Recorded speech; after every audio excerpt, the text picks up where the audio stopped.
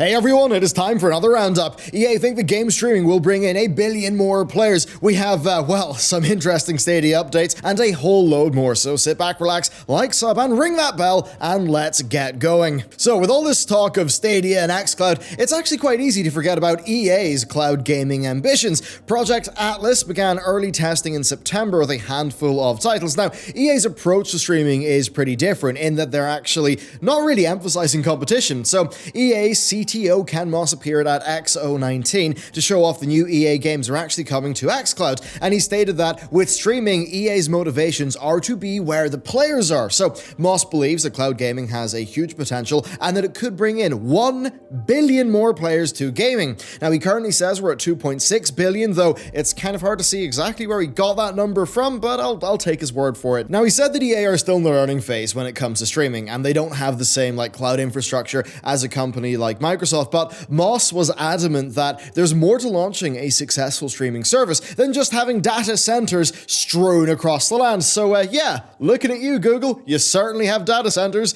Do you have a good streaming service? No. So what could EA's angle here be? Well, I think it's quite interesting. Number one, is the core gamer market going to grow? I don't really think so that much, other than just, the general population of the planet increasing and that all being proportional. But for right now, the core gamers, they've got their games consoles, they've got their PCs. So obviously moving into streaming technology to try to widen that net will make a lot of sense. Now, there's a bit of me that thinks, well, if that does happen and a lot more casual gamers come in, does that change the economic realities of the market in a way that de-emphasizes core gamer games? I think that's an interesting one to think about. If you take a game like, say, Star Wars Jedi Fallen Order, that could give us a good example of a game that, on its hardest difficulty is really good for core gamers, but if you just want to play the storyline, it actually can be pretty good as well. Now, another angle of this is, of course, EA's Origin Access. If they were to have Origin Access and then their own streaming service so you could play your Origin Access games anywhere, just like with xCloud, that would make a lot of sense for their business model.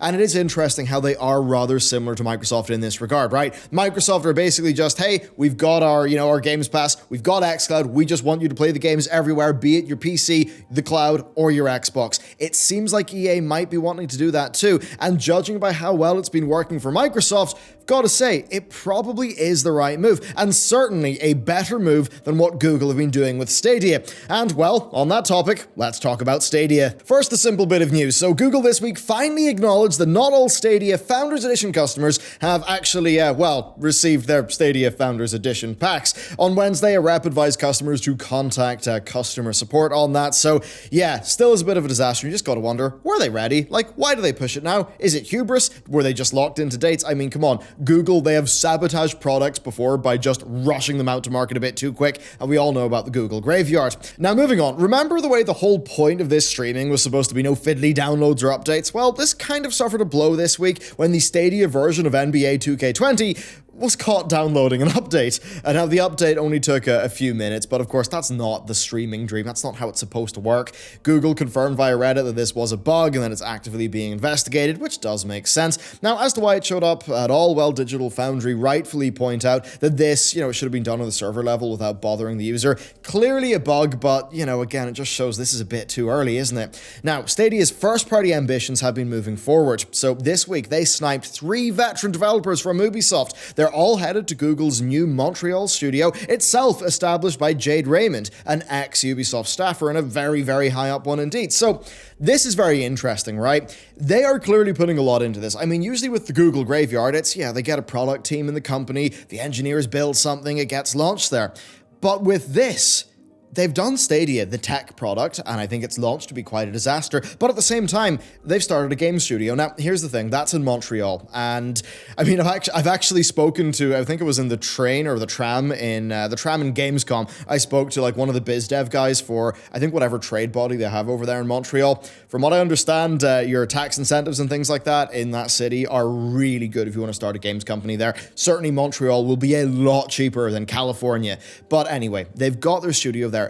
Even if there are tax incentives, it costs a hell of a lot of money to start up a studio. And they've got a lot of very high profile people indeed over that studio too. So you've got to wonder, how does that make any sense? Well, here's what I think.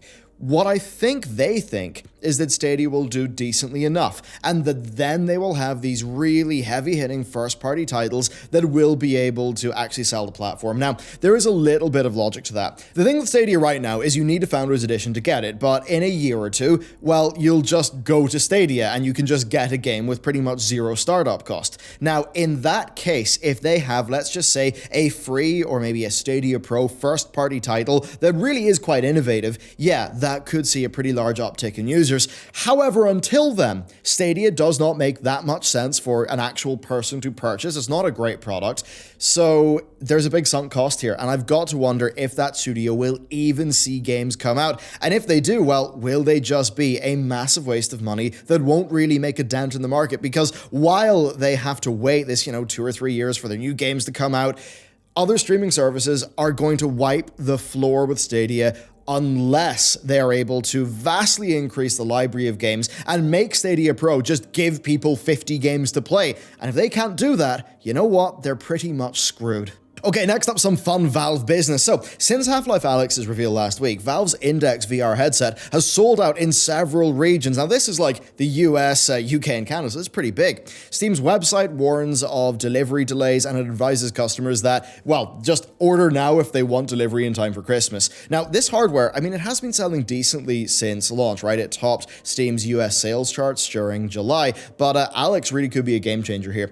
If Valve were hoping that their return to their flagship franchise would actually shift hardware, it actually seems like they are getting their wish here. Now, I think this is very interesting because a Valve Index, that costs $1,000, so they are going to make a lot of money from this. But the overall play here seems to be that Valve is one of the most heavily invested players in the VR business, right? They really are doing stuff the best, and frankly, a lot of people will take Valve over Facebook and Oculus if they are given the choice because, well, it's Facebook. So even if the actual game development of Half-Life Alyx is a loss leader, I think the expansion of that VR market does make a lot of sense for Valve. And I think for those of us who are not into VR, now I'm personally a massive VR advocate, but for those who aren't, well, it seems like this is also igniting some more interest in the Half-Life franchise. And if that gets us Episode 3 or Half-Life 3, then hey, that'll be a pretty darn good thing, won't it? And then next, we've got some Blizzard drama. So basically, to cut a very long story short, they chose not to suspend an OWL player for leaking confidential information during his break from play. Instead, they fined him when he rejoined the league. Basically, it was a very lenient punishment, and given the context of Blitzchung, I basically just had to wonder, is this Blizzard really trying to play things safe? Maybe Blizzard are worried that they're losing some clout with actual esports gamers and teams, and they're just playing it safe here is something that they're doing a little bit defensively because they don't want to, they don't want to raise their head up and then, get pinged, so to speak, in terms of the public relations. So an interesting thing that they chose to go so lenient there.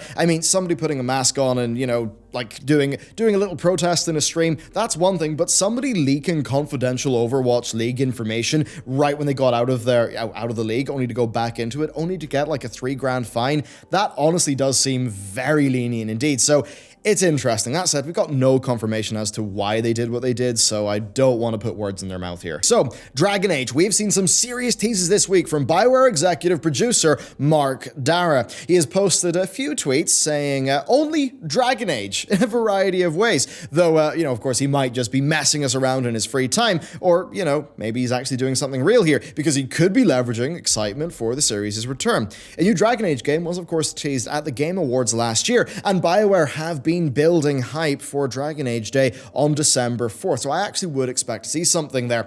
Now also, this is their first post-Anthem game, and if memory serves me, and it may not, but if memory serves me, this is this is a game that is using a lot of the tools, regarding Frostbite, that were developed through doing Anthem, because I believe it is also at the Edmonton studio. So that does mean that this could be the first BioWare game that is actually a good bit more divorced from the inherent problems of the Frostbite engine. Yes, Dragon Age Inquisition was their first Frostbite game. Yes, it did release to some success, but it was a game that did have its problems, and the fact that it released with the quality that it did basically seems to have been a miracle. And then finally, the PC version of Red Dead Redemption 2 finally hit Steam on December 5th. The game has encountered numerous problems, of course, from its time on the Rockstar and Epic Games launchers, but Rockstar have been diligently enough churning out patches, and things seem to be alright now. It's quite quite funny though. I mean, the Steam launch, that marks the end of Rockstar's profit maximization strategy for RDR2, of course. It was, first of the Rockstar launch on their store with no rev split, then EGS with its good rev split, and then Steam with its massive audience. So we'll have to see how it goes, but the Steam release will need to be smooth, or else it's just going to be refund city. Now, what's interesting here is, well, the thanks for beta testing joke thrown in early adopters. It's kind of apparent here, isn't it, right? Like, the rollout went in order of audience devotion and by extension tolerance to BS. I mean, if the Steam version released in the same state as the original Rockstar launcher version, it would have been an absolute unmitigated disaster, especially because Steam has user reviews, unlike a lot of those other platforms.